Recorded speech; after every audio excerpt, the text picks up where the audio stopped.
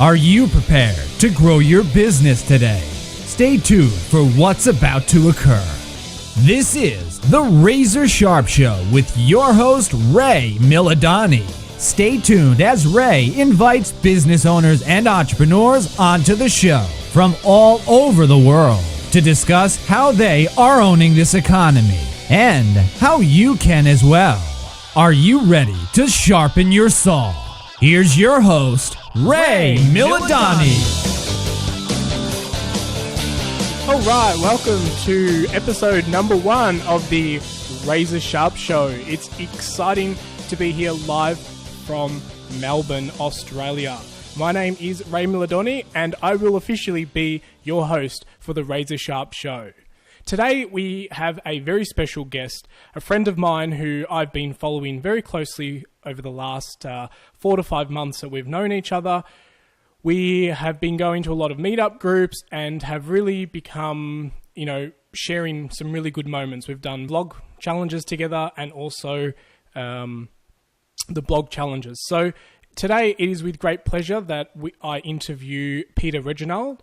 Peter is a problem solver when it comes to businesses. And that's really what I love. If you've read any of my posts and you see even my about page, it really talks about we should all be problem solvers. And Peter helps people with their businesses solve problems by using processes and procedures. So in today's show, you're going to see how Peter has the ability to look at some problems and get a little bit of an insight into his life and why he does what he does. And so let's jump into the interview with Peter Reginald.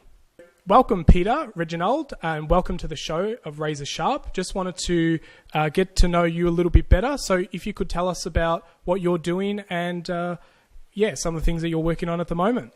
Thanks, Razor Ray. Hey, what's up, everyone? Yes, my name is Peter, and at the moment, my main day job is helping businesses improve and achieve success by focusing on their business processes. Love that. Excellent. Great. So, Peter, are you ready to sharpen some saws? Let's do it. All right. So, can you just answer me this question? What have you crossed off your list today? Wow, today it was making my morning smoothie. Ah, nice. Excellent. Is that something you do on a daily basis? Yep. I basically make a morning fruit/green smoothie. Cool. Excellent. Yeah, it's part of my morning routine. So excellent. That was the last thing. Now, I have read online that you're vegan. So is this something new that you're doing? And is this juice part of that new regime?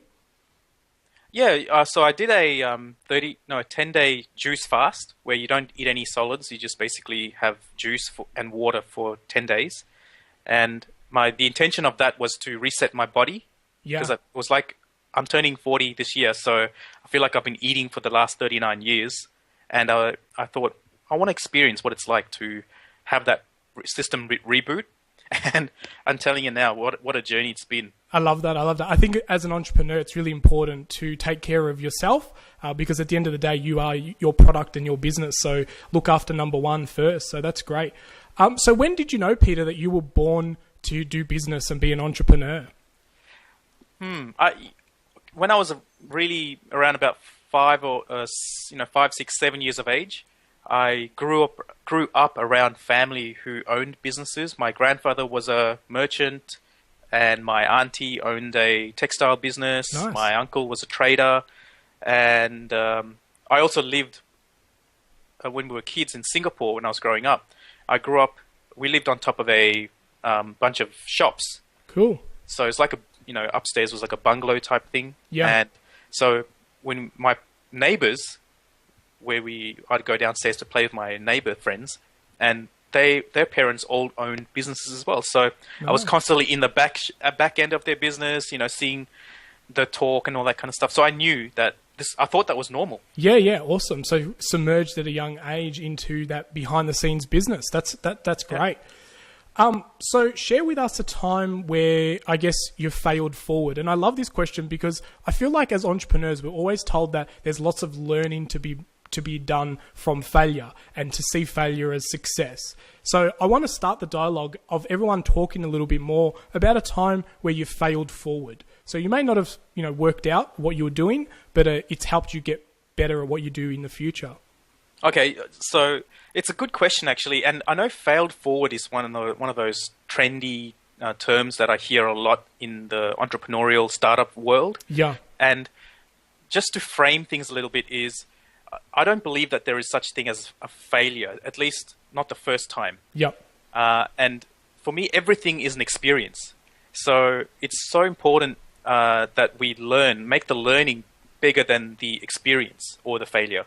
Because and so as a result of that, living on the learning side of life, the experience or the failure is really feedback, so that we can say, okay, oops, I screwed up. And one of the experiences or failures I had was late last year. I actually planned to do a podcast as well, and I actually went through the process of recording the video, the audio, and all that kind of stuff.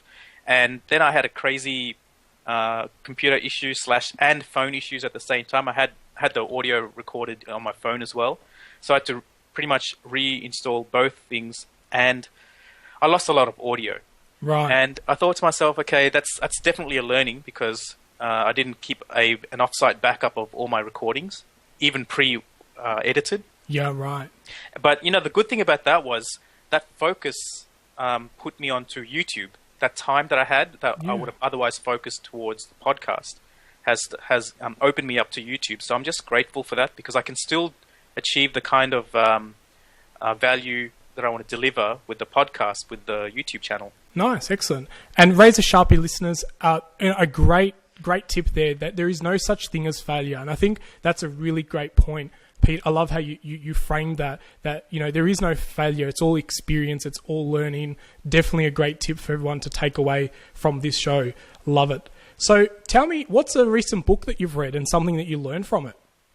A book I reread was Secrets of a Millionaire Mindset by Harv T. Eker. Nice. And it really covers some principles for getting your mindset right in order to... one of the biggest takeaways from that book is something called T for Tango, T for thoughts, A for action, T for thoughts, F for feelings, A for actions, and R for results. Right. TFAR. What that means is your thoughts lead to your feelings. Nice. So a thought leads to a feeling. The feeling leads to an action, and an action leads to the result. Nice. Love it. That's such a great tip. Yeah. So if you want to improve your results in life, you have to actually start from your thoughts. The power of the mind is amazing. And I think a lot of people don't know how to tap into the power of the mind.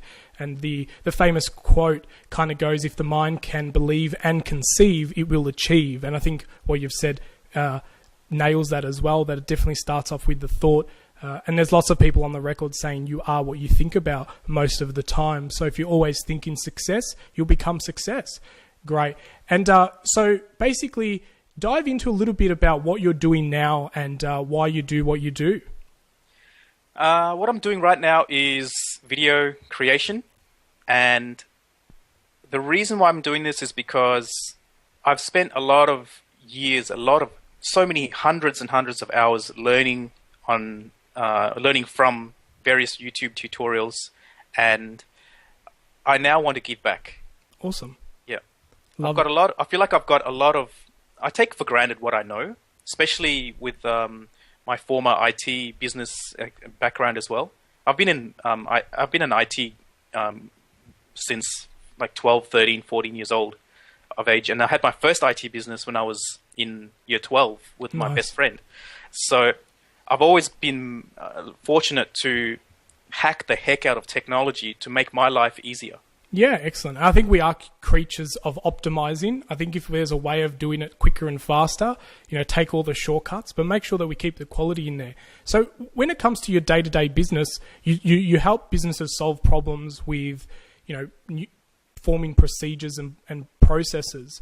Can you share a little bit more about how you do that? Is it through a framework? Is it just years of experience? I guess this is a little time where you can do a bit of a plug for your business. Okay, so...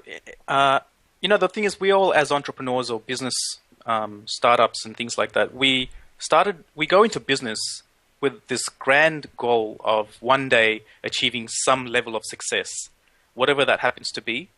Otherwise, we could be comfortably working 9 to 5 for the rest of our lives till we retire, 60 or whatever that happens to be, right? Yeah. But why aren't we, as entrepreneurs, as business owners, achieving that level of choice and freedom from the daily grind?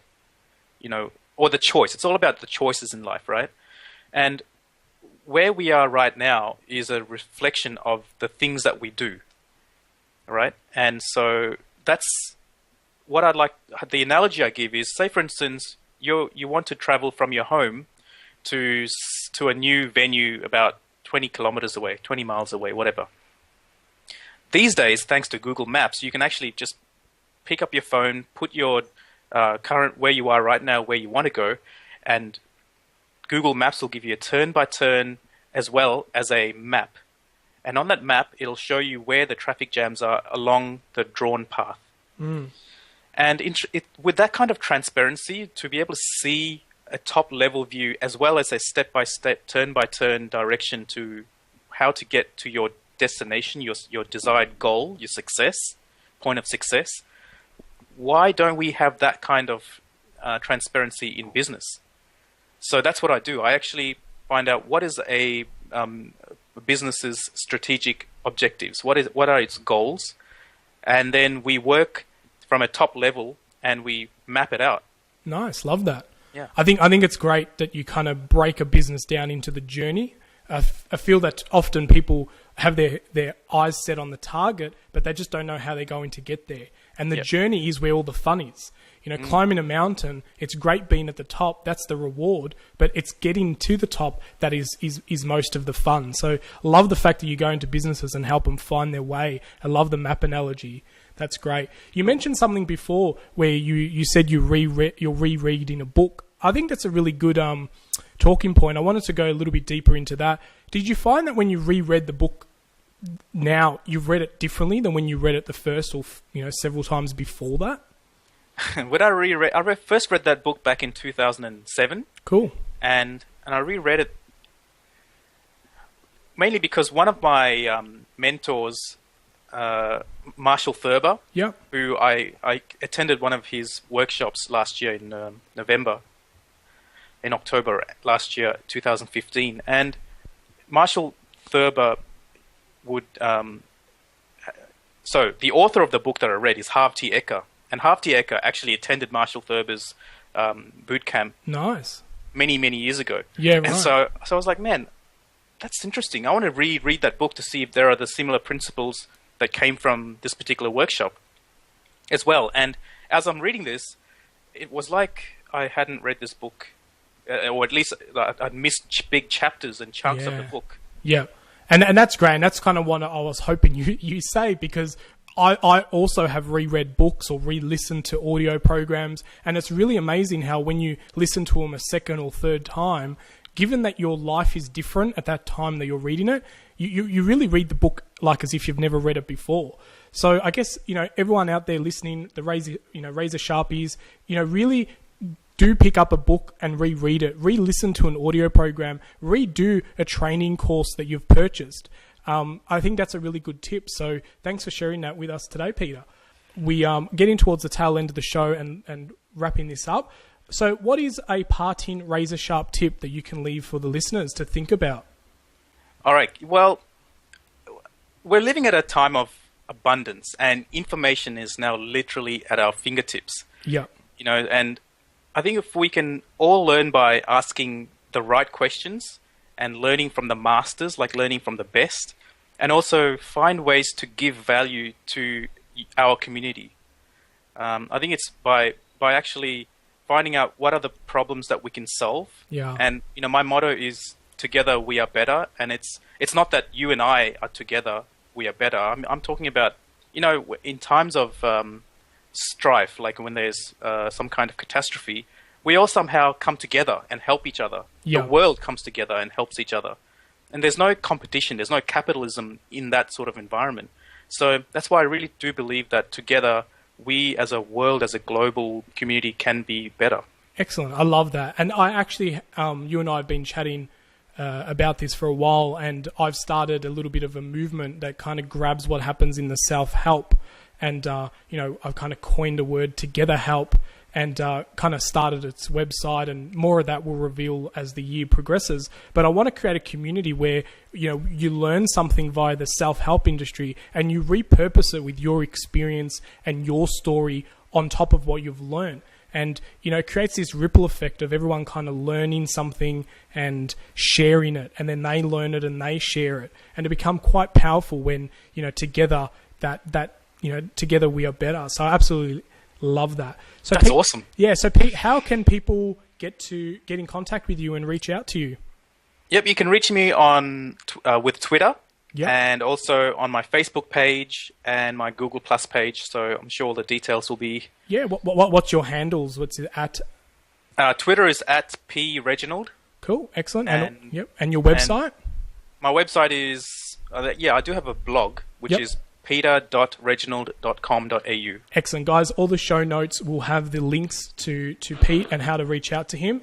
Pete, I'd love to thank you for coming on today's show. It's been an absolute pleasure chatting with you and sharing the information that you have learned throughout your journey. And the Razor Sharpies do thank you and salute you, and we'll see you on the flip side. Thanks, Razor Sharp Ray. No worries. Wish you all the success. Keep on being razor sharp. Thanks, mate. Oh, yeah. Cheers. See ya. Right, and I hope that you enjoyed that interview as much as I did in creating it. It's been an absolute pleasure to have you join me on the journey of my first podcast, and this is the start of many. Make sure that you subscribe to the podcast so that way you get notified when I release new episodes. So I hope you've enjoyed the first podcast. I really hope that you apply some of the things that you learned, because something learned and not actioned is to not learn at all. And the Razor Sharp Show has been created to give that ripple effect of continual learning across the globe. So the only way that you're going to remain razor sharp is if that you continually learn and apply what you're learning through the show. Let me know your thoughts on the show. Comment below. Give me some feedback via my contact form.